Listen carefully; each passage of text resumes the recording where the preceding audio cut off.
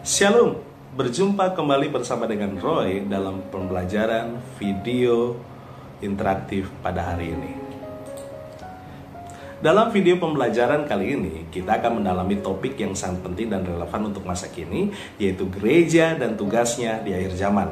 Sebagai seorang pengajar, saya ingin membawa kita memahami lebih dalam tentang peran gereja tubuh Kristus di zaman dalam konteks teologi dispensasi. Khususnya yaitu di zaman dispensasi anugerah. Seperti yang saya jelaskan pada beberapa video yang lalu, bahwa di dalam teologi dispensasi kita memahami bahwa Allah memiliki berbagai periode atau dispensasi dalam caranya berinteraksi dengan manusia. Dan kita sekarang hidup dalam apa yang disebut sebagai dispensasi anugerah, atau masa di mana kasih karunia Allah diperkenalkan melalui karya Yesus Kristus di atas kayu salib. Gereja tubuh Kristus yang dimulai sejak pelayanan Rasul Paulus sekitar Kisah Para Rasul 13 diberikan tugas khusus di masa ini, terutama menjelang akhir zaman.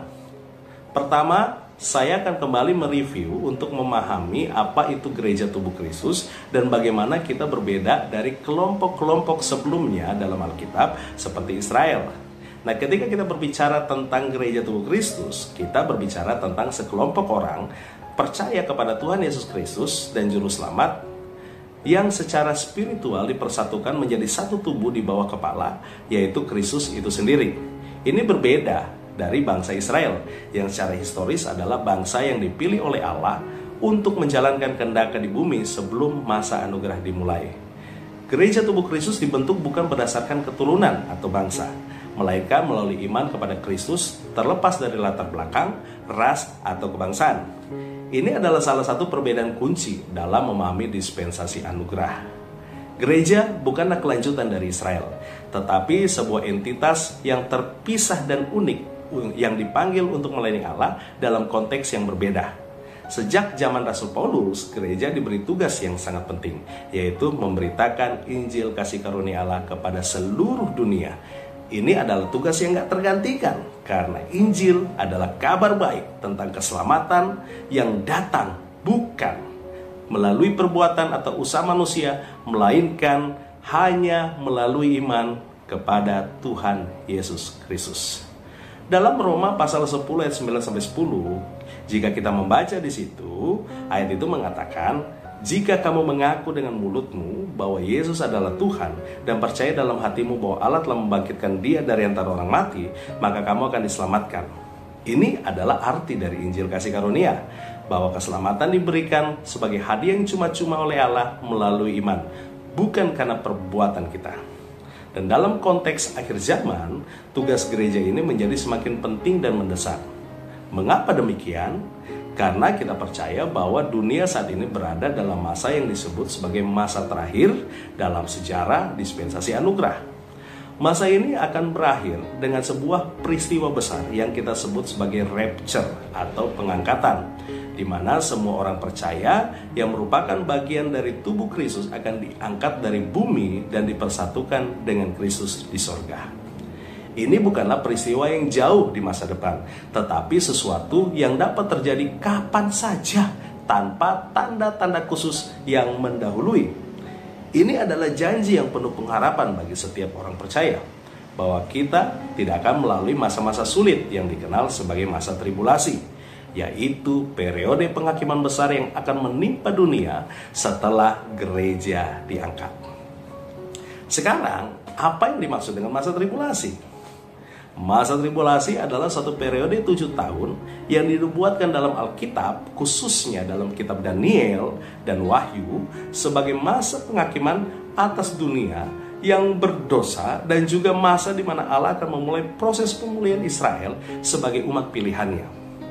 Kita percaya bahwa masa tribulasi ini adalah bagian dari dispensasi yang berbeda, yaitu terkait dengan janji-janji Allah kepada Israel, bukan kepada gereja.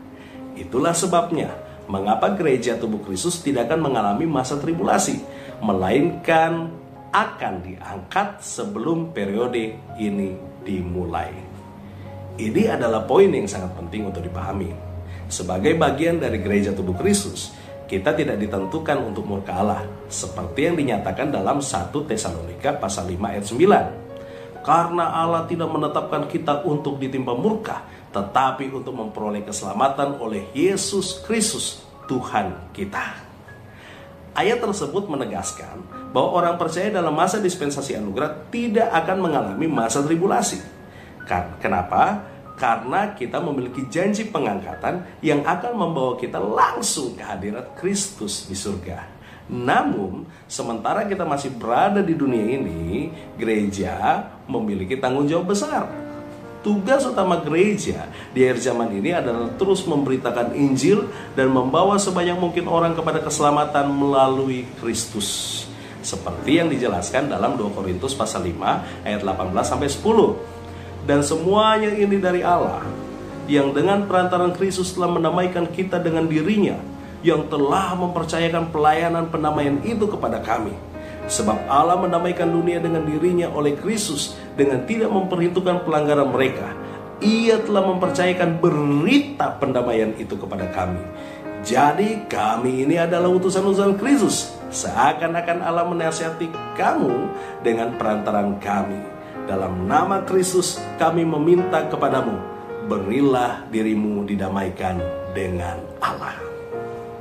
Amanat anugerah ini sangat relevan bagi kita hari ini, terutama karena kita menyadari bahwa waktu kita di dunia ini terbatas dan kesempatan untuk memberitakan Injil sebagai utusan-utusan Kristus semakin mendesak seiring mendekatnya pengangkatan. Ada beberapa hal yang perlu kita fokuskan dalam menjalankan tugas ini. Mari kita lihat. Yang pertama kita harus memastikan bahwa kita memahami dengan benar tentang Injil kasih karunia dan dapat menjelaskannya dengan jelas kepada dunia yang semakin jauh dari kebenaran Allah. Ini membutuhkan pemahaman yang mendalam tentang firman Allah dan keberanian untuk menyatakan dengan penuh keyakinan. Dunia saat ini penuh dengan kebingungan dan banyak orang tidak memahami konsep keselamatan yang murni melalui kasih karunia. Banyak yang berpikir bahwa mereka harus berbuat baik untuk diselamatkan. Padahal Injil dengan jelas menyatakan bahwa keselamatan adalah anugerah yang hanya bisa diterima melalui iman kepada Kristus. 1 Korintus pasal 15 ayat 3-4 mengatakan esensi dari Injil itu. Sebab yang sangat penting telah kusampaikan kepadamu, yaitu apa yang telah kuterima sendiri, ialah bahwa Kristus telah mati karena dosa-dosa kita, sesuai dengan kitab suci, bahwa ia telah dikuburkan, dan bahwa ia telah dibangkitkan pada hari yang ketiga, sesuai dengan kitab suci. Dan Efesus pasal 2 ayat 88 dan 9 juga mengatakan, sebab karena kasih karunia kamu diselamatkan oleh iman. Itu bukan hasil usahamu, tetapi pemberian Allah. Itu bukan hasil pekerjaanmu. Jangan ada orang yang memegahkan diri. Yang kedua, kita juga harus memperlengkapi sesama orang percaya untuk menjadi saksi yang efektif. Gereja bukan hanya untuk tempat berkumpul dalam ibadah, tetapi juga tempat di mana orang percaya dilatih untuk diperlengkapi untuk menjalankan misi mereka di dunia.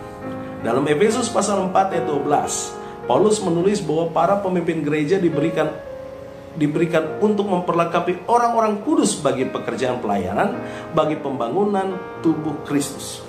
Ini berarti bahwa salah satu tugas penting gereja adalah melatih setiap orang percaya agar mereka dapat terlibat aktif dalam pelayanan, baik melalui pemberitaan Injil, melalui doa, atau perbuatan kasih yang mencerminkan kasih Kristus kepada dunia.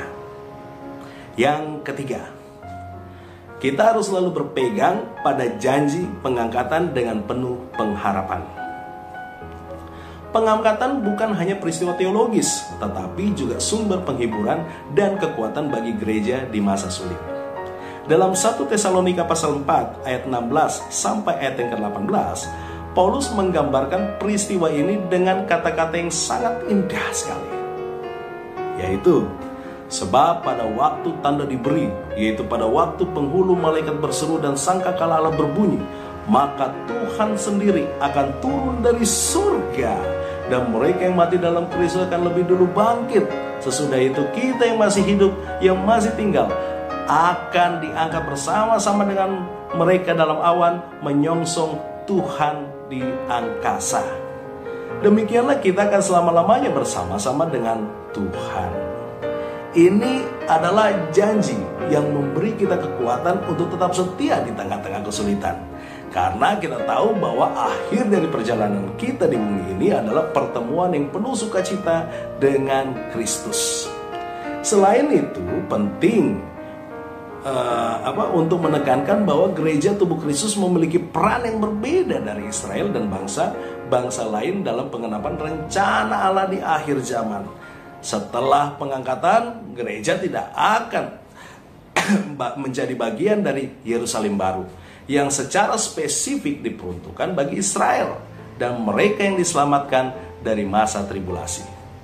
Yerusalem baru adalah tempat pemulihan dan janji yang diberikan Allah kepada Israel, dan peran gereja tubuh Kristus adalah di surga.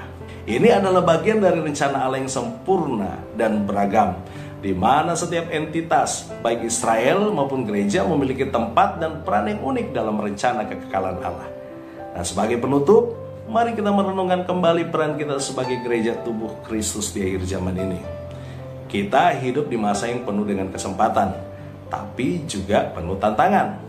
Dunia semakin jauh dari kebenaran, dan gereja dipanggil untuk menjadi terang di tengah kegelapan ini.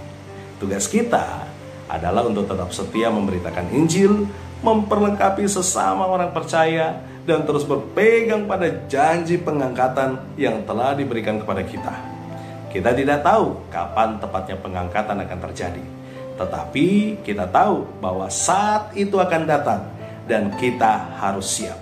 Mari kita menjalankan tugas kita dengan setia, penuh kasih dan pengharapan yang kuat dalam janji Allah.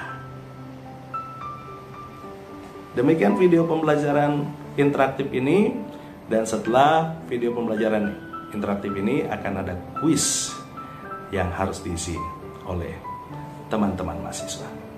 Selamat belajar.